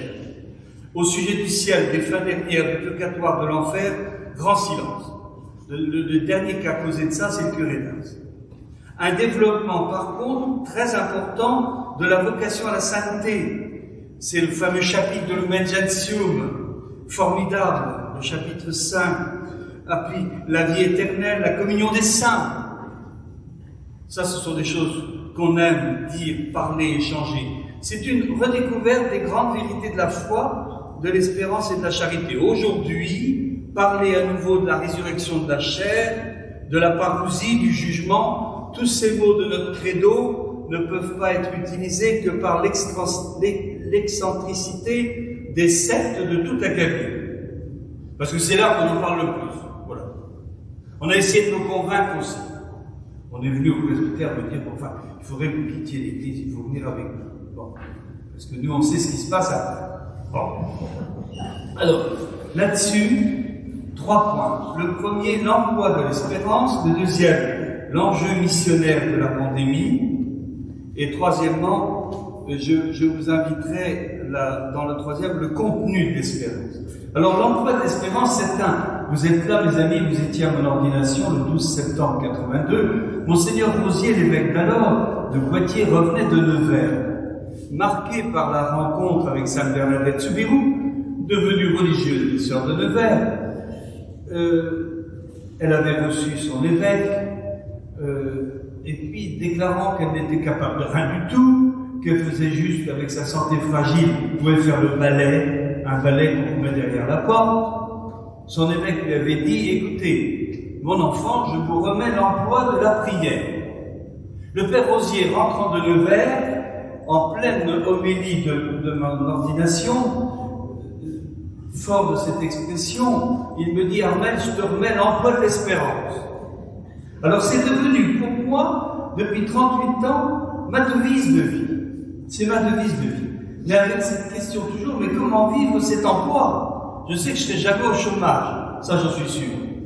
Mais, alors j'ai réfléchi en me disant, mais par le déploiement, le tissage des relations multiples auprès des gens croyants, non-croyants, proches, lointains de l'évangile, du Christ, créer des liens, comme dit le petit prince de Saint-Exupéry. Ou alors encore, comment vivre cet emploi par l'exercice de la compassion? C'est un mot qu'on aime tout de même. Et sans doute, c'est pas très facile parce qu'on veut toujours se mettre à la place de celui qui souffre, alors que c'est impossible. Il faut simplement être là, et se taire, ce qui est pour moi très difficile, et puis écouter intensément. Alors je peux vivre cet emploi d'espérance peut-être aussi simplement par le témoignage de la joie de l'évangile, dirait le pape François. La foi dans le Christ Sauveur, dans le vivant, sur nos routes d'Emmaüs, ça doit nous donner de la joie. Gaudium et Spes, c'est quand même un des grands titres de notre Concile Vatican II. C'est la joie et l'espérance. Elles sont liées toutes les deux, bien évidemment. Peut-être encore, comment vivre cet emploi de l'espérance? C'est l'exercice de nos 5 sens, nos yeux qui regardent la réalité, qui ne regardent pas ailleurs, nos oreilles qui les entendent, qu'elles ne soient pas tout le temps bouchées, nos mains qu'elles bougent, qu'elles saisissent, qu'elles créent comme des artistes, nos pieds, qu'on se laisse entraîner par eux, même s'il faut sortir de chez nous pour aller vers l'inconnu, ma bouche qui ose dire ce qui est vrai, beau et bon. Alors, sans doute l'exercice des 5 sens, ça peut être un excellent programme pour l'emploi de l'espérance. L'emploi d'espérance, comment la pratiquer? Sinon en disant avec force au-dessus des bruits du monde, ce qui germe, ce qui pousse, ce qui porte du fruit, ce qui se bâtit, ce qui se construit, ce qui s'envisage, ce qui se rêve, dit le pape François. Comment vivre cet emploi d'espérance? Par le témoignage, très souvent silencieux, simplement d'une vie donnée, gratuite, voilà, le témoignage d'une vie intérieure et contemplative. Moi, je suis saisi par mes frères aînés actuellement. On dit, oui, mais ils sont trop nombreux dans les prêtres, il y a tous les vieux. Comment on va s'en sortir pour payer leur retraite? Bon, j'ai jamais vu des hommes aussi forts dans leur intériorité aujourd'hui. Encore hier, j'ai vécu le témoignage d'un d'entre eux, mais c'était bouleversant. Ce qu'il disait dans sa dernière ligne droite, comme il disait, moi je crois il faut être surtout conscient qu'on est habité du Christ. On est habité du Christ. C'était magnifique, c'est tout. Il n'a pas dit plus de choses. 3 phrases terminées, tout le monde pleurait. Mais c'est de l'émotion, mais de l'émotion spirituelle. Merci les frères aînés, vous êtes formidables. On vous aime, comme disent les jeunes. Alors le deuxième point, l'emploi d'espérance, c'est fini pour le premier point. Le deuxième point, l'enjeu missionnaire de la pandémie. Alors, mes amis, à Saint-Junien, en Mélois, nous vivons comme dans bien d'autres lieux du diocèse, c'est pas du tout original, en ce temps particulier où le deuil, la mort, la tristesse sont hyper prégnants et envahissants. Bon, nos EHPAD, vous savez, se sont vidés, là aujourd'hui on cherche des clients, parce que c'est incroyable, tout à coup dans une EHPAD, là, sur 60, il y en a 30 qui sont partis, alors les chambres sont vides, la directrice n'est pas affolée, enfin bon, il faudrait trouver un peu de recrutement. Alors, certaines semaines, nous avons vécu de front jusqu'à 20 sépultures de suite. Bon, en rural, où les liens sont encore fortement tissés par les familles et la solidarité très ordinaire, des semaines, même en pandémie, avec les mesures sanitaires respectées, se rassemblent très facilement plus de 1000 personnes, quoi. Même 20 fois 50. Ça va très très vite. Donc, hors pandémie, ce chiffre est bien plus important, on le sait très bien. Mais c'est un fait. C'est un fait. Et qui est là, et 85 personnes, femmes, hommes, laïcs, des équipes deuil, ont été, on avait dû taire cet appareil, mais je ne sais pas comment le taire. Je suis un vieux, moi aussi, donc on m'appelle jamais d'habitude. C'est invraisemblable. C'est le samedi matin, c'est comme ça d'habitude. Bon, samedi matin uniquement, sinon on me laisse seul, surtout quand j'ai le Covid. Donc il y a 85 femmes et hommes qui ont été affrontés à ce service difficile d'accompagnement, d'écoute, de compassion, de bienveillance, d'aide. Cette œuvre de miséricorde dit le pape François, c'est magnifique ça. C'est une annonce de la parole de Dieu, celle du Christ lui-même, mort et ressuscité, celle d'une espérance unique. Ah oui, il n'y a pas de doute que la pandémie actuellement nous fait découvrir l'enjeu missionnaire extraordinaire de ces rencontres où les laïcs, prêtres et diacres, participant pleinement au sacerdoce commun, vraiment commun, comme dit le Concile Vatican II, Lumen Gentium 10, est exprimé par le témoignage d'une vie sainte, par leur renoncement et leur charité effective. Oui, première assemblée chrétienne en nombre en semaine, celle du dimanche en 5 lieux différents chez nous, rassemble à peine 400 personnes. La première grande assemblée, c'est la semaine de tous ces gens qui sont là avec leur souffrance, mais aussi avec leur attente de miséricorde. Oui, nous sommes actuellement des disciples missionnaires au cœur de l'espérance qui est attendue. Cette expérience missionnaire de l'annonce d'une parole d'espérance est particulièrement mise à jour en cette année pandémique de souffrance, d'attente parfois douloureuse et d'abandon. J'ai presque fini, tenez le coup. Alors, troisième partie, quel est le contenu de cette espérance? Après l'emploi de l'espérance, après cette pandémie qui nous met dans une situation très particulière, il faut dire deux mots de ce contenu d'espérance. Qu'est-ce qu'on va dire? Avec nous aussi, notre âge, notre vie, notre passé, nos peurs, nos angoisses. Et nous sommes envoyés, pasteurs, pour annoncer la parole du Christ. Alors ça suffit de faire l'éloge funèbre du défunt. Témoignage interminable, envahissant dès le début de la cérémonie jusqu'à la fin, même au cimetière, quelquefois. L'autre jour, il y avait 7 témoignages, il y avait de quoi mourir. Surtout que, d'ailleurs, on est tous morts, puisque celui qui parlait de lui. Alors, c'est la fin, vous voyez, parce que les gens veulent parler du mort, mais ils veulent dire tout ce qu'ils ont vécu avec lui. Alors, pour finir, il parlait de lui, qui était encore vivant. Bon, c'était très triste. C'était très triste. Ceux qui proclament les éloges en profitent pour faire leur propre éloge jusqu'au ridicule. Non, cela n'est pas juste, cela n'est pas opportun. Nous sommes dans un contenu de l'espérance qui est de remercier de la vie en action de grâce, car il s'agit toujours d'un don formidable. Et puis alors tous ces centenaires, nous on ne sait plus quoi faire des centenaires. On en a partout, on n'en parle même plus dans le journal. Tous les jours, toutes les semaines, ils ont tous entre 99 et 103. Donc nous sommes gâtés par de longues vies. Mais est-ce que nous prenons le temps de remercier? Nous nous adressons non pas à des pratiquants. Si, nous nous adressons à des pratiquants non croyants. C'est ça exactement. Nous nous adressons à des pratiquants non croyants.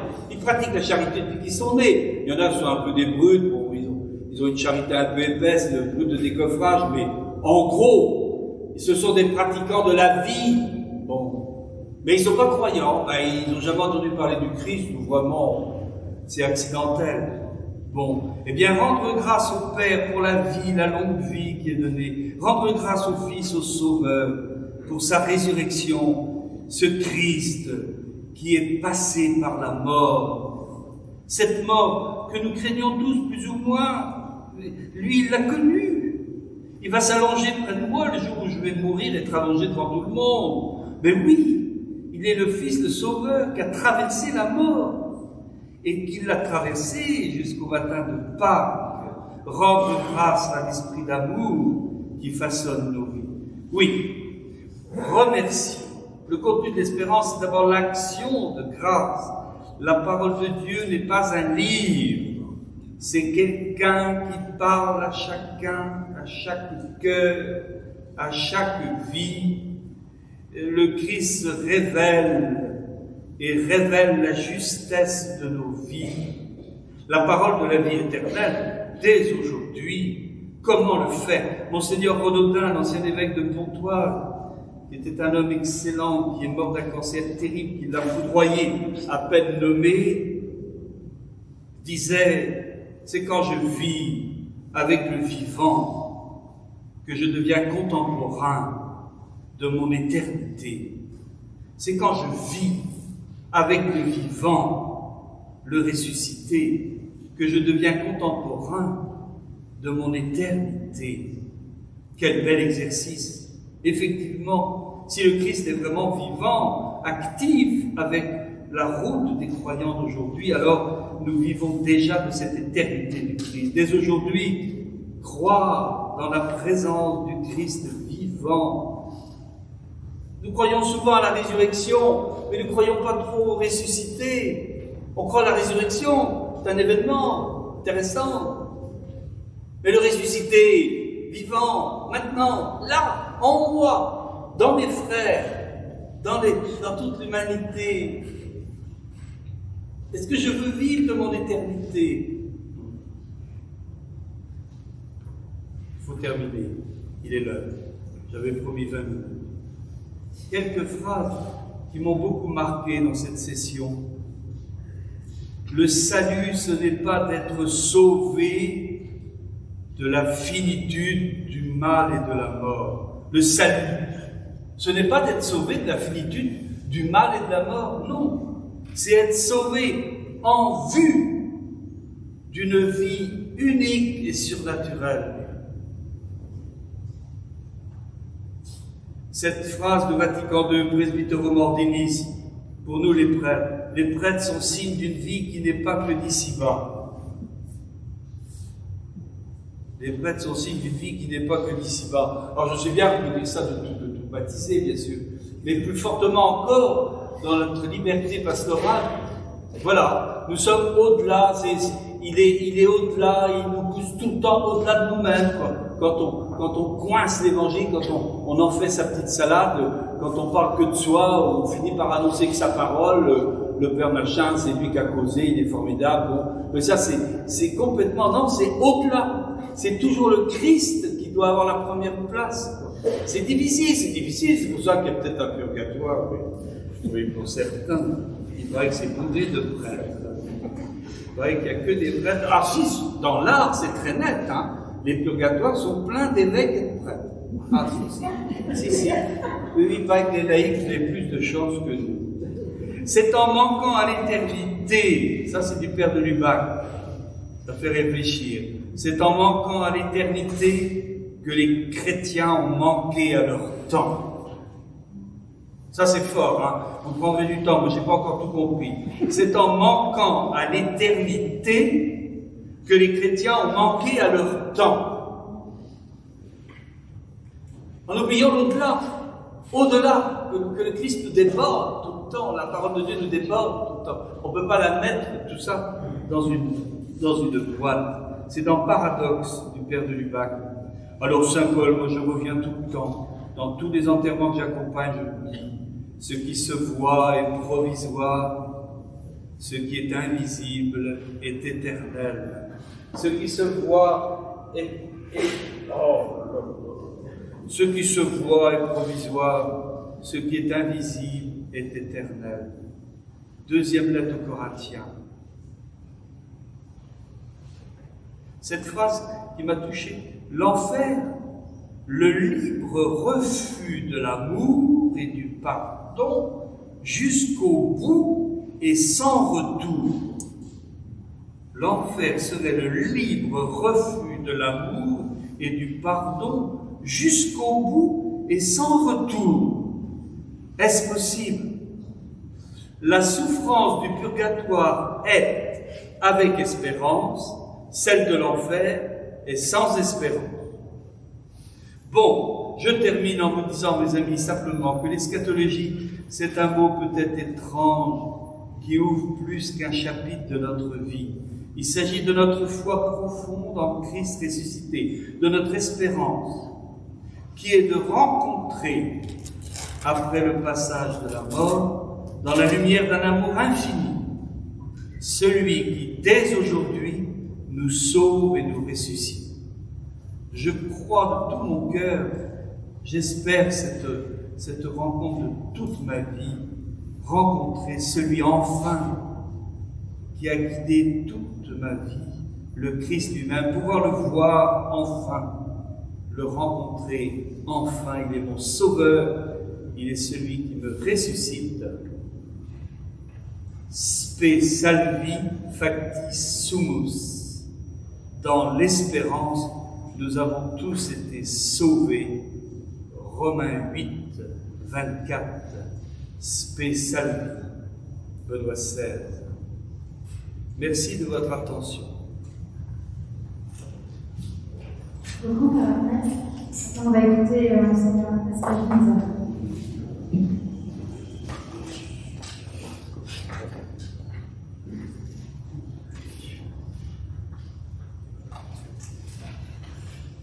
Je me suis mis sur les bancs, bien sûr, pour profiter du visage des intervenants et pour goûter la qualité d'assise des bancs des églises dans lesquelles je n'occupe plutôt que rarement. Bref, vous savez cette phrase que l'on dit souvent, la vie éternelle, c'est l'eau, surtout vers la fin. Un peu comme une table ronde, c'est l'eau, bref. Donc mon propos dit en deux mots, santé et salut. Santé et salut, et je dis tout de suite le sens de ce que je dirais. Justement, je ne dis pas santé ou salut. Santé et salut. Parler des fins dernières, parce que c'est notre sujet, c'est ne pas oublier, comme le disait Bonhoeffer, les fins avant-dernières. On risque sinon de se retourner vers un monde d'ailleurs et de ne pas être investi dans le monde d'aujourd'hui, dans lequel nous sommes. La faculté de la résurrection des morts souligne ce lien entre ici et ailleurs. Parce que tout simplement, la réalité est une. Le Créateur est unique et son œuvre est pareillement unique. Et donc, tout ce qui introduit des séparations et des divisions est l'antithèse de ce qui est le cœur de notre foi. J'aurai 4 petits points sur lesquels je vais m'arrêter. Je les ai montrés à chaque fois. Premier point, justement, unité de Dieu, unité de son œuvre, unité de son appel. Tout ce qui conduit à poser une séparation entre l'ici et l'au-delà s'oppose à cette réalité de Dieu et de son œuvre. Sans doute vous rappelez-vous cette opposition fausse développée au moment de la crise des Gilets jaunes. Il fallait s'occuper de la fin du mois et non pas de la fin du monde. Comme si les choses n'allaient pas ensemble. Ainsi, c'est la teneur de mon propos, ce serait une erreur d'opposer le désir d'une bonne santé au désir du salut. Comme si l'attention à la santé des autres et sa propre santé, était un manque de foi. Comme si croire en Dieu devait nous rendre indifférents à la vie, à la santé, au code de la nature, au monde et à la société. C'est plutôt tout le contraire. C'est parce que je crois au ciel que je m'engage pour un meilleur sur la terre. Tout simplement parce que ce monde-ci que le Seigneur crée, ce monde-ci qu'il aime, et ce monde-ci qu'il appelle au salut. C'est tel que nous sommes appelés au salut. Je reçois une affirmation de ceci. Affirmation d'unité et non pas de séparation dans une des prières de l'Eucharistie. C'est ce qu'on appelle l'embolisme de notre Père, la prière qui suit de notre Père. Il est vrai que la traduction française actuelle, qui va changer au premier dimanche de l'Avent, semble poser une distinction entre le bonheur que Dieu promet et l'espérance éternelle. Vous connaissez cette prière, je la redis. Délivrez-nous de tout mal, Seigneur, et donne la paix à notre temps. Par ta miséricorde, libère-nous du péché, passe-nous devant les épreuves, en cette vie où nous espérons le bonheur que tu promets et l'avènement de Jésus-Christ, notre Sauveur. Pour moi, le problème, il est dans la conjonction de coordination, non pas dans ce qu'elle dit, mais dans le fait qu'elle existe. Nous attendons le bonheur que tu promets et l'avènement de Jésus-Christ, notre Sauveur. C'est comme s'il y avait D'une part, le bonheur promis, et de l'autre, l'avènement de Jésus-Christ. Or, le bonheur que le Seigneur promet n'est autre que l'avènement de Jésus-Christ. Et un avènement qui n'est pas pour demain, un avènement qui est de toute éternité et qui est là aujourd'hui. Nous accueillons l'avènement de Jésus-Christ. Notre bonheur, c'est la vie éternelle, et il n'y en a pas d'autre. C'est la vie éternelle, mais celle-ci est déjà commencée, nous y sommes entrés par la grâce du baptême. Il faut aussi souligner que lorsque nous parlons de la santé, vous savez bien que c'est la santé de l'être humain tout entier que l'on envisage. Vous savez que les institutions internationales de la santé disent cela. La santé ne concerne pas seulement les os, les organes, le corps, mais englobe toute la personne. Cette définition qu'on donne l'OMS, que je vous rappelle, la santé est un état de complet bien-être physique, mental et social, et ne consiste pas seulement en une absence de maladie ou d'infirmité. Je crois que chacun perçoit d'où les colères ou les révoltes quand on sort fait aux pensionnaires de certains EHPAD, personnes privées de toute liberté et qualité de vie sociale. On me dit qu'il y a de la place dans les EHPAD du Méloir. Je dois essayer d'y aller, donc je vois ce qu'elles sont. Je pense que quelquefois, la préservation de la vie biologique est une manière d'oublier et de nier l'être humain dans toutes ses composantes. Avant que surgisse la pandémie actuelle, j'ai été exprimé sur le sujet dans une tribune publiée, je crois, dans la Croix, intitulée La dernière cigarette. Donc, santé et salut ne peuvent pas être opposés, parce que l'être humain est une totalité. De même, création et salut doivent être compris dans un même mouvement d'amour de Dieu. L'erreur, c'est de circonscrire l'œuvre de Dieu dans telle ou telle chose, dans telle ou telle réalité. D'où mon deuxième propos, mon deuxième développement. Dans un même moment, Dieu crée et Dieu sauve. Donc essayons maintenant de fonder dans l'Écriture cette conjonction entre l'ici et l'ailleurs, entre la santé et le salut. Et donc dans un même moment, Dieu crée et Dieu sauve. Ce qui fonde cette approche, c'est donc une théologie chrétienne de la création et du salut. Il existe parfois une mauvaise habitude, ou la mauvaise habitude de circonscrire dans le temps, ainsi que de séparer ces deux actions divines. La création, ce serait hier, là vous trouvez la date où Dieu le laisse, et le salut, ce serait demain. Or, la théologie biblique de la création et du salut ne les enferme pas dans le temps clos. La création, elle est de toujours, et le salut, il est de toujours. Il est de toujours. Alors, rappelons les récits de la création de Genèse 23. Ce sont des récits de salut, tout en étant des récits de création. L'œuvre de la création est une œuvre de salut. Ceci parce qu'elle est une œuvre de distinction, une œuvre de mise en ordre, que ce soit dans le premier ou dans le second récit de création. Donc les récits bibliques nous mettent en garde contre l'idée d'imaginer deux plans successifs dans l'œuvre de Dieu.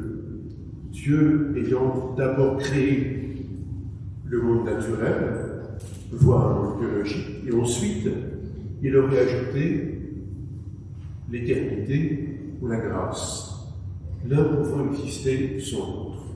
Selon cette fausse logique, il y aurait donc une double vocation pour l'être humain, une vocation naturelle et une vocation surnaturelle. Il faut mesurer les conséquences d'une telle affirmation. C'est lorsqu'on en vient à opposer des êtres humains qui ne seraient préoccupés que d'aller faire leur course dans les supermarchés et d'autres qui, les meilleurs, sauraient se battre pour la messe. Or, les récits bibliques soulignent que le salut n'est pas ajouté, comme de l'extérieur, à une création qui aurait pu se suffire à elle-même. La création dès l'origine, donc avant même le péché, compte sur Dieu, compte sur la grâce. Il n'y a pas de nature pure, et Henri Lubac a beaucoup travaillé ces questions, je le renvoie à vos ouvrages. Les fins dernières ne sont dès lors pas à comprendre comme un plus. C'est pas en plus, c'est pas après. C'est de toujours à toujours dans l'œuvre de Dieu. Dieu n'a créé le monde et l'humanité que pour la vie éternelle. Elle n'est pas un ajout et une dimension facultative, aléatoire ou ajoutée. Alors regardons rapidement ces deux récits de la Genèse et ce qu'ils disent de cette unité de l'œuvre de création et de salut. D'abord, le récit plus ancien dans notre chronologie de la rédaction, Genèse 2 et 3. Genèse 3 exprime la condition actuelle de l'être humain, celle de l'époque de la rédaction du texte, et la nôtre aujourd'hui. Nous, êtres humains, on est soumis à la tentation, au péché, à un monde brouillé. Et si on n'est pas délivré de cela, on est conduit à la catastrophe. Et déjà, Genèse 2, avant même le péché, le serpent, le fruit, etc., nous montre qu'un besoin de salut est ressenti. Le jardin, où est l'homme, mais celui-ci dans l'insatisfaction. L'homme est donc compris, présenté comme un être déficient, en état de manque. Et qu'est-ce qui vient combler cette déficience de l'homme? C'est la femme. C'est la femme et sa présence qui sont pour l'homme le salut qui lui est donné. Autrement dit, la relation entre les êtres humains et le lieu du salut qui permet à l'être humain, homme ou femme, d'exister dans sa vocation. Vous voyez donc qu'il y a un salut avant qu'une chute ne semble l'après. C'est la théologie de Don Scott qui développera tout ça. Ce salut, il est de l'ordre de la relation, de la communion. Et il nous dit aussi ce qu'est la vie éternelle, relation et communion. Et c'est notre vie ici, et c'est notre vie de la création. Le salut est donc bien plus qu'une simple réparation de ce qui est abîmé par le péché. Le salut, c'est la vocation initiale et unique de l'être humain. Et cela conduira, je ne développe pas toute la vision théologique au sujet du motif de l'incarnation. Ainsi, le monde créé par Dieu, appelé au salut, et ce dès le commencement. Il est appelé au salut dès le commencement. Le jardin est un lieu dangereux. Mais cet arbre, dont il ne faut pas manger de fruits, est la présence du serpent. Ne pense pas qu'il y ait une sorte de monde paradisiaque où le danger n'aurait pas existé. Il faut donc se garder d'imaginer Adam et Ève, avant la chute, vivant dans un monde idyllique. Non, il y a dès l'origine, dans ce monde, un appel et une nécessité du salut. Quelques mots sur l'autre récit de la création, Genèse 1. La différence des chapitres 2 et 3 de la Genèse, le chapitre 1 chante dans un grand poème liturgique. On va le réentendre, non pas dans la vigile pascale, mais dans les matines pascales, le récit de Genèse 1. Donc ce récit chante l'harmonie parfaite de la création. Mais vous savez que cette harmonie, elle n'est pas à l'origine. Il y a un avant de l'harmonie et de l'œuvre de Dieu. C'est le tohu vabohu, pour reprendre le terme hébreu, tohu bohu en français. Et c'est donc le chaos qui précède, et c'est là qu'intervient l'œuvre divine, une œuvre de séparation, d'organisation, etc., etc. Par la création, Dieu vient donc établir un ordre qui met fin au chaos initial. Et vous voyez qu'une telle œuvre, elle n'est pas d'hier, elle est d'aujourd'hui. À la fois l'œuvre qui rétablit toute relation, dans les chapitres 2 et 3, et l'œuvre aussi qui lutte contre toutes les tentations de chaos qui viennent briser notre monde, qui viennent briser notre vie. C'est pas d'hier, c'est d'aujourd'hui. Et on peut dire que c'est ce qui nous appelle à l'éternité. Dans Genèse 1, la conception du salut est différente de celle présente en Genèse 2 et 3. Il ne s'agit plus d'un salut qui survient comme un correctif d'une histoire mal engagée ou qui a connu l'échec, mais d'un salut impliqué par la création elle-même, appelée par le chaos primordial. Et ici, en Genèse 1, création et salut sont simultanés. Troisième point, troisième point, ça va, vous suivez à peu près. Espérer pour tout, espérer pour tous. Je vous disais que notre réflexion, d'abord, s'origine dans la réflexion biblique, et il faut aussi comprendre qu'elle est conditionnée, notre réflexion chrétienne, par le contexte social, culturel dans lequel nous sommes. Il n'y a pas de nature pure, il n'y a pas de théologie pure, ça n'existe pas. Chacun d'entre nous fait la théologie dans laquelle il est conditionné. Sinon, il suffirait de lire comme un perroquet tel ou tel livre qui dirait tout ce qu'il faut penser. Or, ce n'est pas le cas de la théologie. La théologie est une œuvre de pensée et de parole dans un monde, et à partir de ce que nous sommes. Bref, prenons conscience que chacun de nous, on interprète les données de la foi, et il faut le faire. On interprète les données de la foi en fonction d'un contexte et d'une culture. Pour nous, je vais parler en France, en Occident, moderne ou postmoderne, notre lecture de la foi est surtout individuelle. Quand on va parler du salut et de la santé, c'est mon salut, c'est ma santé. Je parle du célibataire que je suis, peut-être encore plus individualiste. Vous avez des relations familiales qui fait que quand même, il y a un peu plus de chances d'avoir plus de charité que j'en ai. Mais cependant, notre manière de penser est quand même très marquée par cette conception individualiste que celle de la culture. C'est un fait, un jugement de valeur. Ceci se manifeste en tout domaine. Nous sommes donc dans ce monde marqué par l'individualisme. Un exemple, dans l'actualité, vous voyez la manière dont beaucoup d'entre nous comprenons les vaccins.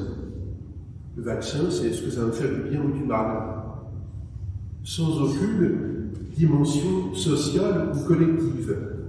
Or, on sait qu'un vaccin n'est efficace à terme que si la totalité presque de la population a reçu le vaccin. C'est comme ça que la variole a été éradiquée. Et donc, c'est donc bien la correspondait, et donc bien au-delà de ma petite santé, de mon petit machin, de ce qui va me faire mal ou pas, c'est bien un engagement collectif qui se passe à travers cela. La pensée biblique, elle est comme cela. Elle est tout entière collective. C'est d'un peuple dont il est question. C'est un peuple que Dieu appelle, un peuple qu'il sauve. Et nous sommes le peuple de Dieu. Et cela depuis l'appel d'Israël.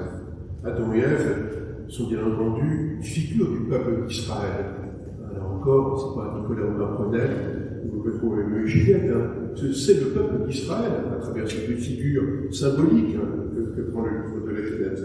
C'est le peuple d'Israël qui se reconnaît dans ces figures qui sont données d'Adam et Ève et qui essaie de comprendre à la lumière de Dieu, de son Esprit Saint, le sens de ce qu'il vit dans son présent.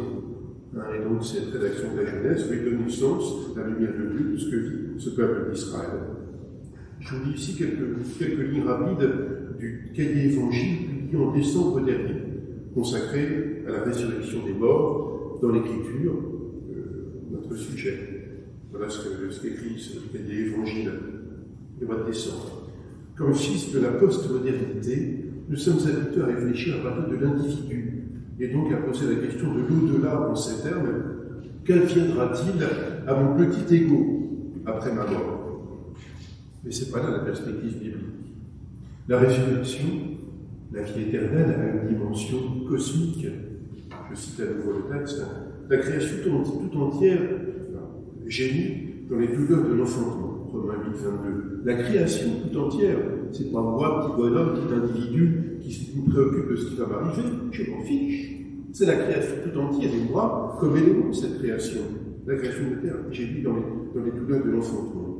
Et comme la famille ou la nation, celle-ci peut également devenir le théâtre d'inversions spectaculaires. Le désert fleurit, on se disait, le désert fleurit, la terre brûlée devient un marécage. Il faut aussi être conscient que notre anthropologie spontanée, nous, je parle ici en Occident, caractérise aussi notre manière de penser le salut et notre santé.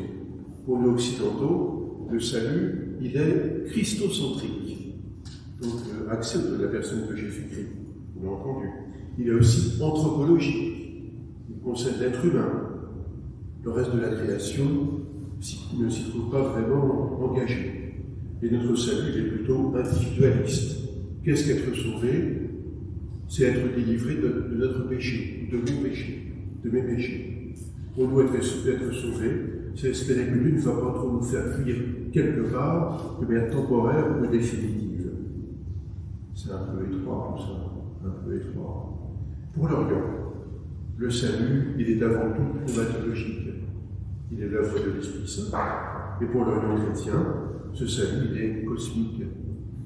Nous sommes un élément du monde que Dieu crée et que Dieu sauve.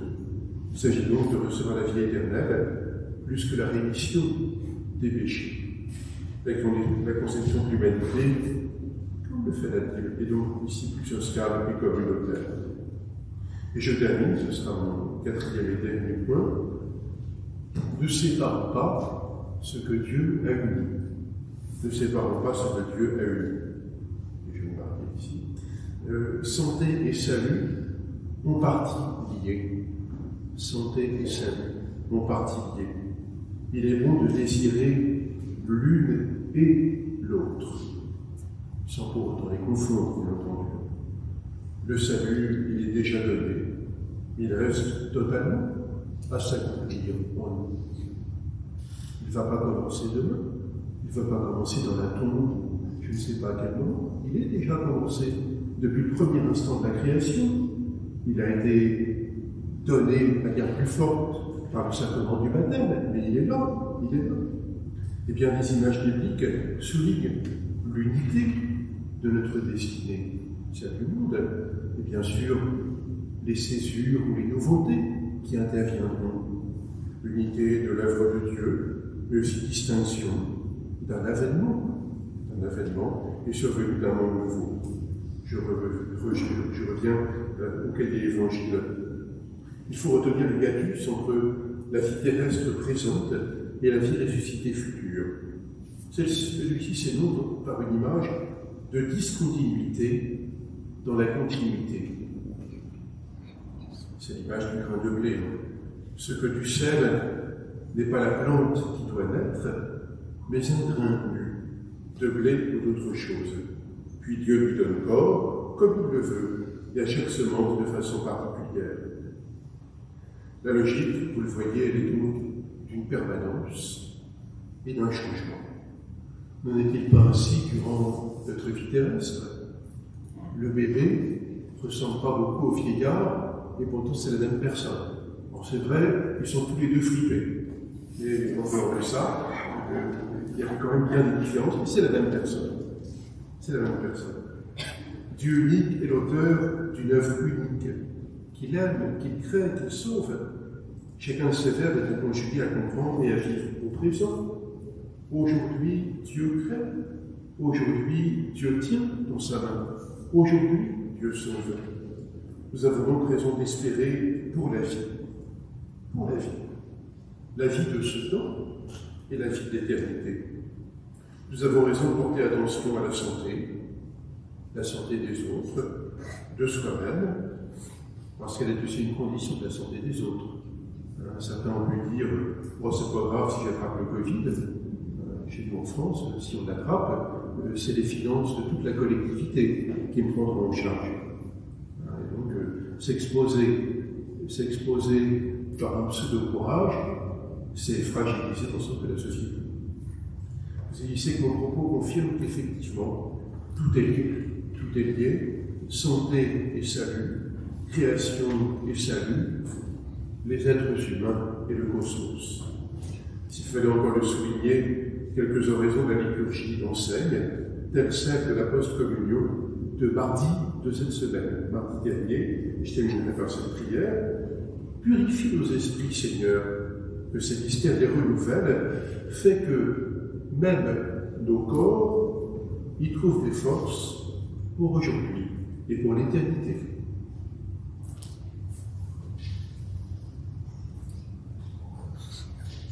Merci beaucoup, Monseigneur.